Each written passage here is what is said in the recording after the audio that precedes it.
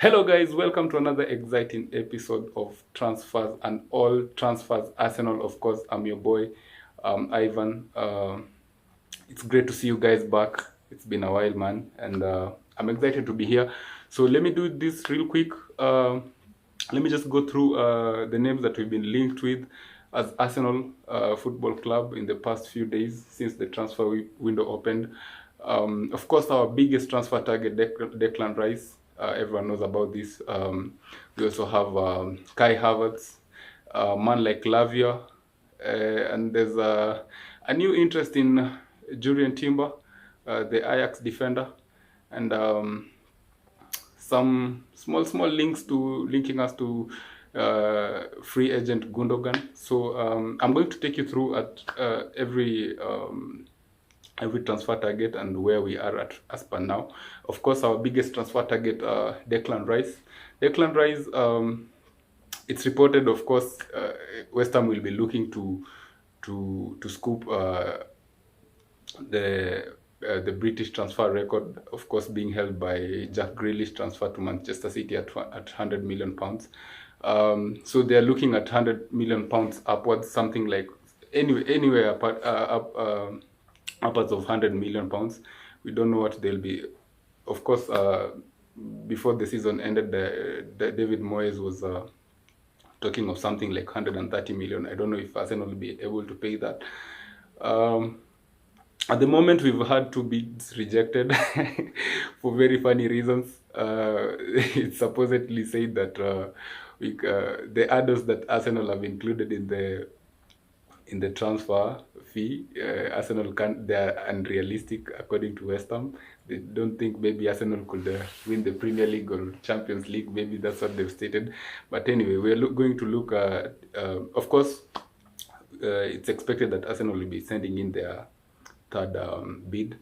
I just hope Arsenal can get this deal done. Looking at, you know, big teams react. Big teams just do things quickly. Big teams get things done. If we want to operate as a big club, we have to get this deal done. We don't have time to waste. Teams like Manchester City are sniffing. They're on our necks. Teams like they will be sniffing. Teams like Chelsea, they're still looking for maybe a deal. They'll be up there looking for, but maybe Chelsea is not so much interested. But they're a big club. They have the money to get that transfer done. So we have to react real quick. So I'm hoping Arsenal will be going to send in their third bid and hopefully the final bid and get it done. There's strong interest in Kai Havertz, and as per today morning, we are told reports are saying Kai Havertz to Arsenal looks most likely to be done. Personal terms were already agreed, and the deal is very close on the transfer fee. It's reportedly going to be around £65 million. To be honest, I don't know how I feel about this transfer. You know, it's been a mixed spell at Chelsea for Kai Havertz. Kai Havertz is a good player, and I feel like he wasn't in the right environment. I was a very big fan of Kai when we were still at Bayer Leverkusen. You know, I play fantasy manager, and I mean football manager, and Kai Havertz is one of those prospects that I looked up to playing for my club. To be honest, I was so gutted that he joined Chelsea. So I'm not going to take this period at Chelsea. I'm not going to judge him on this period that he's been at Chelsea. And we will need to understand that he's actually a Chelsea legend. He scored that Champions League finals goal. I actually think Kai Havertz does the basics. If he has to do the basics in football, he'll do it. If it's about linking up play, he'll do it perfectly. If it's about just, even without the goals, just making sure every box ticks before he now gets to maybe sharpen himself in front of a goal, he's going to up his game. So I actually think I can't say I was fully into this transfer, but it's about now trusting your manager. It's about trusting your manager and what the manager thinks is the best for the team. Look, Mikel Arteta has been exemptional when it comes to identifying talent in the past few transfer windows, and this could could be the same as Odegaard's situation, someone who's been looked up as having a high ceiling, then having to show it later on when it maybe comes to the hands of the right manager. So Martin Odegaard, maybe, I mean, Kai Havertz will probably follow in the Martin Odegaard footsteps. Let's wait and see. Now, let me just say I'm excited about this transfer, to be honest. I don't honestly know how he's going to play. You know, he can play as a 9, he can play on the right, he can play as a 10. Primarily, I remember Kai as a 10. When he came to Chelsea, I don't know how he ended up starting to play as a 9 and 10. So I'm waiting to see how Mikel is going to utilize Kai. I actually don't think Kai is going to play in the left 10 position. You know, we play with like 2 10s. I don't think Kai is suitable for that role. So people who think that Kai is coming to replace Xhaka, I don't think I'm going to agree with you. Anyway, let's wait and see if this deal is going to get done. Hopefully it's going to get done, because as per reports today morning, it's most likely going to get done in the next few days. New links to man like Jurrien Timber, the Ajax defender, 30 million euros. Arsenal, that was the first bid Arsenal sent. We're going to see if Ajax will, of course, Ajax are going to ask for more. Jurrien Timber, very good player, press resistant defender. You don't press a man like Jurrien Timber. He can invert. He can play at the center of the park. He can play on the right, at the right back. He could maybe, it's there are reports claiming Arsenal to maybe next season will be inverting from the right hand side. Maybe, you know, last season everyone knew us, we were so predictable. Zinchenko was the only one who was inverting, so maybe we're going to start doing it from the other side, and that's why maybe we're looking to keep Kierantini. Kierantini was linked before the end of the season, was seriously linked to be out of the club, going to go to Newcastle, but it doesn't look likely that he'll be leaving. So maybe Mikel is switching up his plans, and maybe next season we are trying to look to be more flexible, inverting from any side and trying to change our dynamics of the game. So it's a very interesting signing. Manchester United have been flirting this boy for all this time, then we end up signing him. It will be such a deal breaker for them, and I hope Arsenal will get this deal done. I really like Jurrien Timber. I think he's a good ball playing centre back. He can play them this defense splitting passes like a midfielder, you know.